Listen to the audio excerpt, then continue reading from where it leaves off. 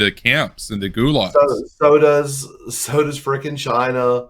Okay, well they're communist. I didn't argue they like. Okay, that's a really different type of tyranny, though. That's a different type of tyranny. With China, they're not really communist at all. The Chinese claim they're communists, but they're ultimately capitalist with a real strong authoritarian side. Maybe they're closer to fascist than maybe what Russia is. No, they're not capitalists. You can't even own your own house in China. You're just leasing property from the party, right? There's no private ownership in China. You can be the biggest billionaire in the country and they can disappear you if you go away from the good graces of the great leader. So no, they're not capitalists. To call that a capitalist system is a great perversion of what capitalism meant. Pinochet was a capitalist. He was an authoritarian. That's an authoritarian capitalist system.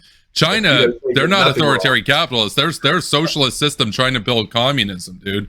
Like, you look at their end goal. What's their end goal? Their end goal is world communism. It's not fascism. It's world communism. Yeah, but they participate in capitalist type economic policies where their own people may not be able to own property and stuff. And yes, the state owns the property.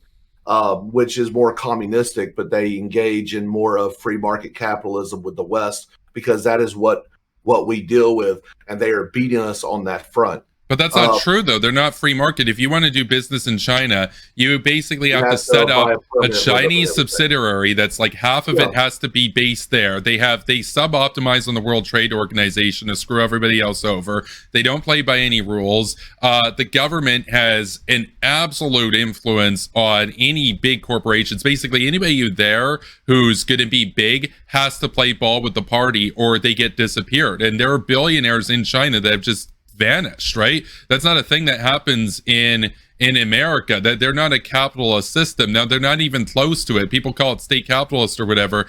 They're not a capitalist system. What they fundamentally are is a socialist system trying to build communism. So when I say that they're communists, I'm not saying they're literally communist. They're communist in the same way the Soviet Union was, which is they aspire to be. Like, they're a communist party, but they're not economically communist yet, because as Marx and Engels wrote, you can't just take an agrarian backwater and turn it into communism. You actually have to establish the material conditions of capitalism to get to socialism, to then get to communism. But understand something: the material conditions of capitalism that the Dengists and Hu Jintao, and even to some extent now with Xi Jinping, what they've been trying to build isn't actually capitalism as we would conceive of property rights and free markets.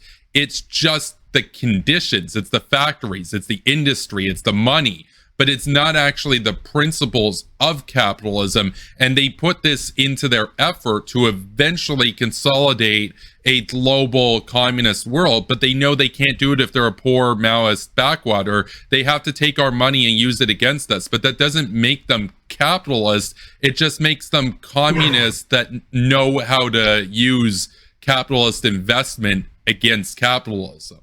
Is my point. Well, okay, fair. And actually, that's a pretty strong assessment.